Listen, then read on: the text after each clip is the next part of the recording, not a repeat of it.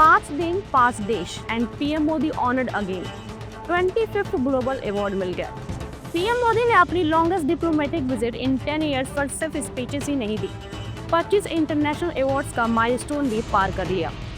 हरे राम से घाना में और भोजपुरी चौताल से त्रिनिदाद में हुआ मोदी जी का ग्रैंड वेलकम। लेकिन क्या ये सिर्फ अवार्ड्स की बात है? बिल्कुल नहीं।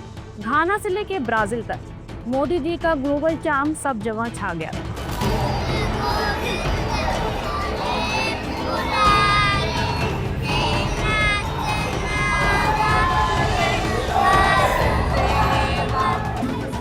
भारत के प्रधानमंत्री श्री नरेंद्र मोदी इस हफ्ते अपने 5 नेशन टूर पर थे, जहां उन्होंने सिर्फ डिप्लोमेटिक टाइज ही नहीं बढ़ाए, बल्कि भारत का झंडा ग्लोबल स्टेज पे और ऊंचा किया।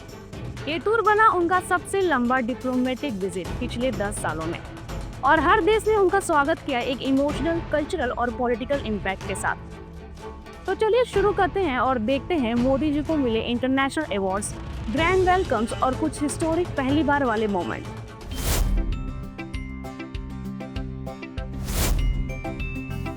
अब देखते हैं उनके वो हाईएस्ट नेशनल ऑनर सम्मान जो दुनिया के अलग अलग कॉर्नर से उन्हें मिले इस टूर में।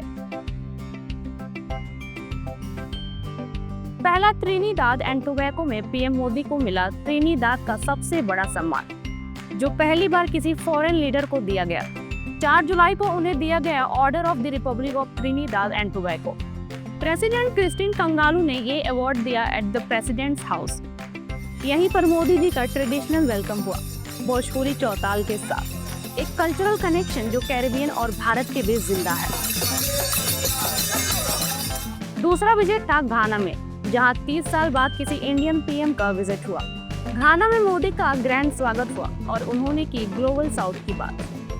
2 जुलाई को उन्हें दिया गया officer of the order of the star of घाना। उनके स्वागत में घाना के बच्चों ने हरे राम हरे कृष्ण चैंट करके वेलकम किया, जो था एक इमोशनल मोमेंट।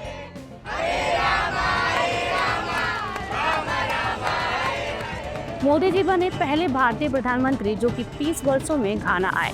पार्लियामेंट में उन्होंने कहा, strong India will contribute to a stable world. ये तो हुए लेटेस्ट, लेकिन 2025 में और भी देशों ने मोदी को सम्मान दिया। मॉरिशस ने दिया grand commander of the order of the star and की।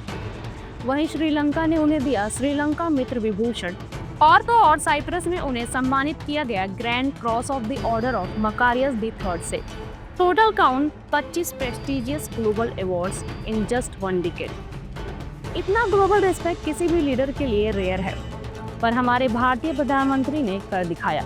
ये टूर सिर्फ अवार्ड्स तक सीमित नहीं था, हर देश में उनका वेलकम, मीटिंग्स और जेस्चर सब कुछ हेडलाइंस बन गया। अर्जेंटीना के शहर ब्यूनस आयर्स में मोदी जी का इमोशनल जेस्चर देखने को मिला, जहां उन्होंने दी बापू और टैगोर को श्रद्धांजलि। जी हाँ, मोदी जी ने विजिट किया गांधी और गुरुदेव टैगोर मेमोरियल, जो कि है एक symbol of India soft power. बाद में उन्होंने प्रेसिडेंट से माइनिंग, रिन्यूएबल एनर्जी, एग्रीकल्चर जैसे सेक्टर्स पर बातचीत की। अर्जेंटीना के साथ strong trade and defence partnership की बुनियाद रख दी गई। ब्राजील में मोदी जी का वाइब्रेंट वेलकम, जहां ब्रिक्स समिट का स्टेज तैयार है।